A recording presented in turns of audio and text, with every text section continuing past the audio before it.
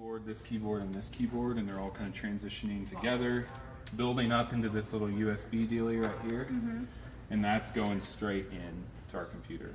Okay. And so that's telling our computer, hey, these are the things that are going to be making the noises. That's what it's saying. And then this other USB is the noise coming out. And so the noise comes out of the computer and gets sent through this interface right here into the main system. Yeah, right now it's coming through this. So that's kind of how the sound is all working together as a setup. And then we use a program. Can you see this at all? A little bit. Okay. Yeah. Sorry. No, you're good. I can see. Wish I could move it. So this is a program. It's called MainStage. You put it onto a computer, and then you can actually recognize all of these MIDI controllers. And so, without getting into a ton of detail, MIDI you can assign anything to do anything. So, for example, you mentioned like the octave wheel over here, Yeah. right? I can assign this knob right here to be my octave wheel if I wanted to. All right, we have a master volume, so you can see that our master volume will adjust with this. And so that's all through assigning the MIDI. So I went in and just kind of said, hey, MainStage, recognize that when I move this knob, it's going to adjust my master volume. That's all I did. And then the first two over here are for this keyboard over here. And so I'll explain like what we put on each one in the future. Sorry, these two are for this. These next two are synth up here, synth lead, synth patch, synth whatever you want to call them. And then the last two are for the keyboard over here. Sorry, I reversed the first and the last. So the benefit of doing two faders for each one is I can do, okay, wonderful, I am going to have an electric piano and a grand piano, which is what we have going right now. So right now we have an electric piano. Why is that so quiet? I don't know why that's so quiet. Turn this thing up. So you can blend. So you can put like an organ in a grand or an organ in an electric. And so you can blend different sounds together to create different, because you have the warmth of the E piano and then the harsh brightness of the grand on top of that. And so that's the benefit of having two faders assigned to one. So here's kind of the theory of what we start with. This is just a jumbled mess. Goodness. Okay, so here's what we start with.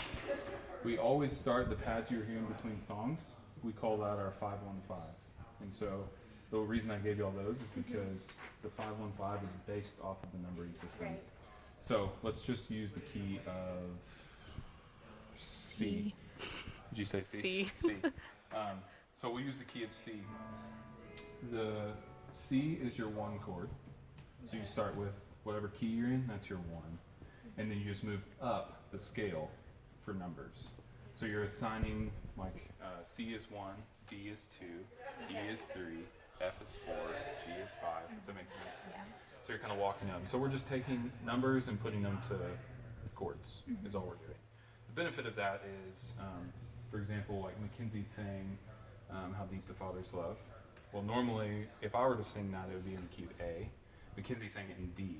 And so instead of having to transpose, we just said, go to the key of D, and now you play the exact same chords, the Right, charts it's are still the the exact one same. and then the 5 and then Exactly, the 3. yeah. Right. Still the same. It's just an easier way to communicate what chords you're playing once you get familiar with the scales. And most piano players are fairly confident in scales, and so you can just quickly transition between keys and stuff like that. And so I call it the 515, or it's termed 515 because you actually play the 5 note, the 1 note, and the 5 note of that key as kind of, as your chord. So if we're in the key of C, why don't y'all help me walk through this? So you have C, D, E, F, G, A, B, C, right? And so we're going to go C, D, E, F, G. We're going to have this one held down, as well as a C, as well as a G. Right. Okay? The beauty of that is now I can sustain that out and hold it.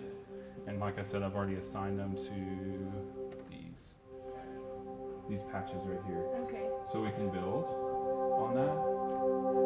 We can add more brass to it. And so then we can come over here and play Make sense? Yeah. It's all And that's happening. sustaining through your foot. Exactly. Yeah, and then we have a separate sustain pedal running to this specific key. And so then you just hold that the entire time. Literally, this morning Delaney would play a 5-1-5 and whatever key we were in, and it goes with every chord in the key. That's why we do 5-1-5. And so you can just leave it, or let's say there's a bridge that's coming up and it's down, and you just want a little softness behind you. You just bring it down. You just pull it down in the mix.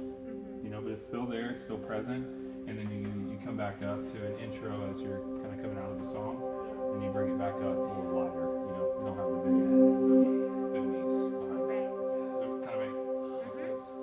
And so it's really a beautiful tool to use because you can help fill the space, but then the second the band comes in, I guarantee you did not hear that much at all.